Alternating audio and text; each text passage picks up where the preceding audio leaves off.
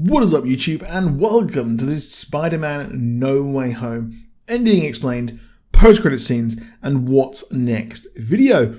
I have seen the movie, I loved every single second of it, and boy do I feel queasy after eating a large Wilkinson's pick and mix. Well, that is my own fault, but it did not distract me from enjoying some of the best acting I have seen from Tom Holland and some of the best crowd moments I have seen since seeing Avengers Endgame. Possibly this might be my favourite MCU movie and could top Endgame for me. Also, shout out to the guy who filmed almost every single scene for their Snapchat story in front of me. Each to their own, I guess. I guess sharing is caring, but also very illegal. The movie had the most heart out of all of the Spider-Man movies, but remained light-hearted and thoroughly entertaining. Of course, the story follows Peter Parker and MJ after the ending of Far From Home, where he was framed by Mysterio and the Daily Bugle and the authorities were all over him. I thought it was very apt that when I left the cinema and got in my car, Taylor's version of All Too Well was playing. Hey Peter, yeah, Taylor's got your back there. The trailer made it seem like he would be on the run the entire movie, but the charges from the Department of Damage Control returning from the first movie there were helped to be dropped by none other than Matt Murdock. Yes, the Matt Murdock, the Daredevil, the Netflix version. Now, it's important to note that seemingly this moment was set before the spell that brought in different people, meaning that more than likely this Daredevil is in fact the one from the Daredevil Netflix show, making it canon. Of course, further solidified the fact that Kingpin was in Hawkeye, and J. Jonah Jameson is also well, at least we've got the proper version here. He's simply a variant that looks the same. This isn't making them simply like canon in the multiverse like we've had with the Raimi Spider-Man and Andrew Garfield, but here they are actually in the prime MCU reality and timeline. So it seems like the events of Daredevil were actually in the MCU all along. I have to say, us Netflix Marvel fans are feasting today. Okay, now they've done that, can you bring Quake and the rest of Agents of S.H.I.E.L.D. in, please? I do like how the criminal proceedings were wrapped up very quickly as we move on to Spidey and the squad trying to get into MIT, only to learn that their reputation and controversy stops them as Peter tries to go and get Doctor Strange's help in casting a spell, and, well, due to him being blipped, is no longer the Sorcerer Supreme, which was a shock and makes that Shang-Chi scene with Wong even more interesting. The trailer was misleading here, as it was simply Peter who was tampering with the spell by asking that certain people don't forget his identity. Of course, it goes wrong, as while Peter tries to hilariously speak to the MIT woman who can help him get in, we see Otto Octavius arrive and the pair fight. I think it was really, really well done for here and the rest of the movie, with having the different villains from the past movies come in. I was worried that they would reduce these classic fan favourite villains to simply a Ralph Boner, but there was a lot of balance. Otto and Norman, I think, were the best they have been. I think that they have really turned it up here, which was cool to see. But one thing I found inconsistent was how Peter, after his friends lost their futures due to helping him, he recruits them again to help stop the multiverse villains, which was a bit, didn't sit well with me there. But I did like how Peter, through it all, listened to Aunt May and tried to cure each one of them. I think this really is the best of Peter Parker we have seen throughout all of the franchise.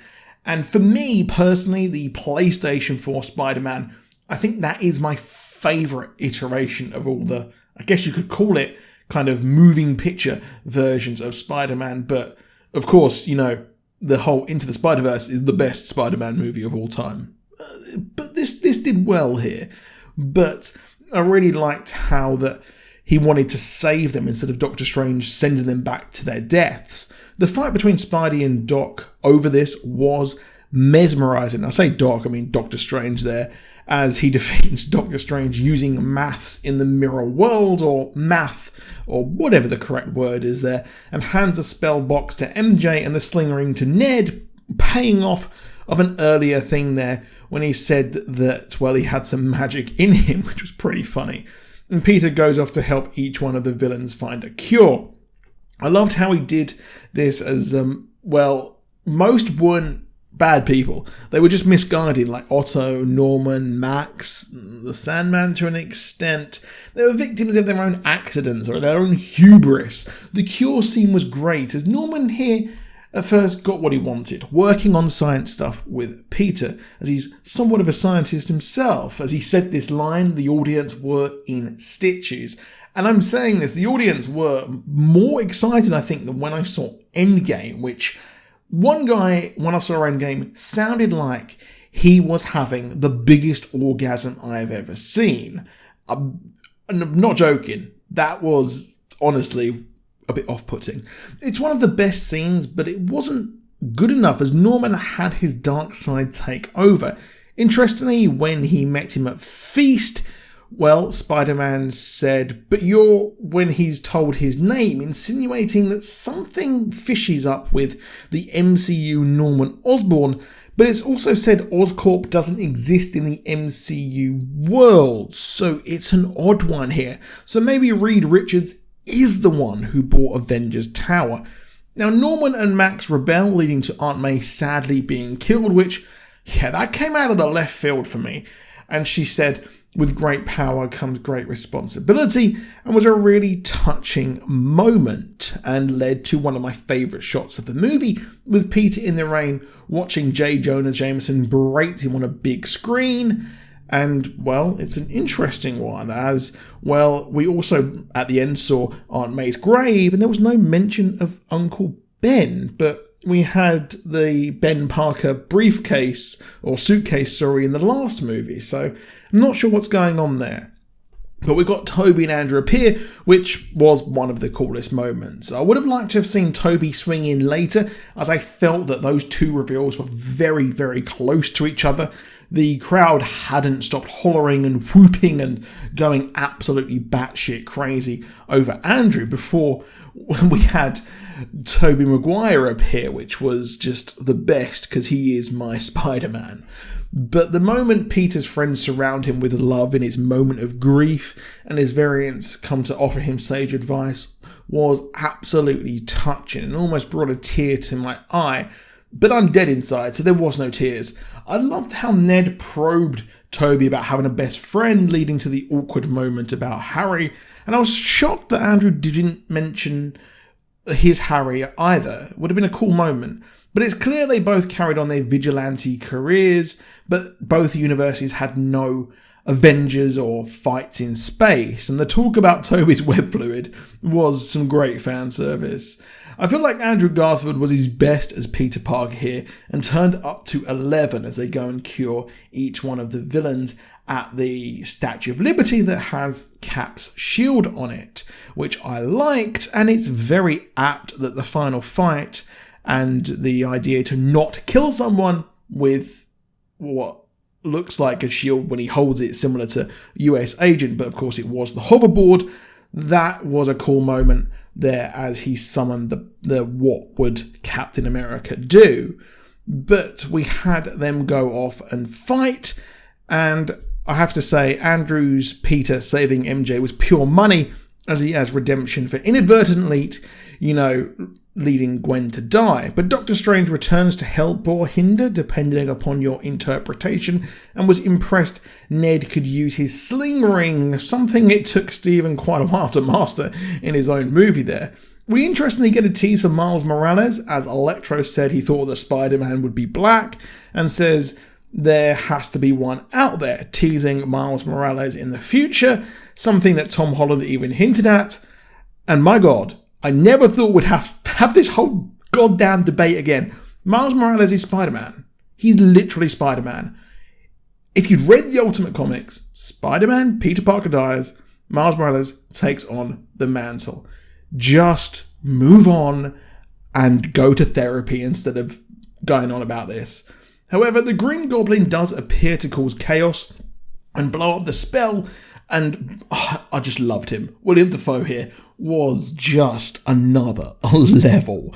He was my favourite part of the original trilogy, and he's my possibly favourite part here, as we have everyone who knows Peter to come into the Prime Universe. This includes villains we have not even seen yet, and while it's hard to recall them all standing out, there was quite a few Easter eggs there, and I haven't had a chance to see the movie again. I will be going next week, but let me know if you spot any ones which I didn't see, because I saw Kraven the Hunter, a founding member of the Sinister Six, and someone who hunted Spider-Man to prove he is the greatest hunter in the world.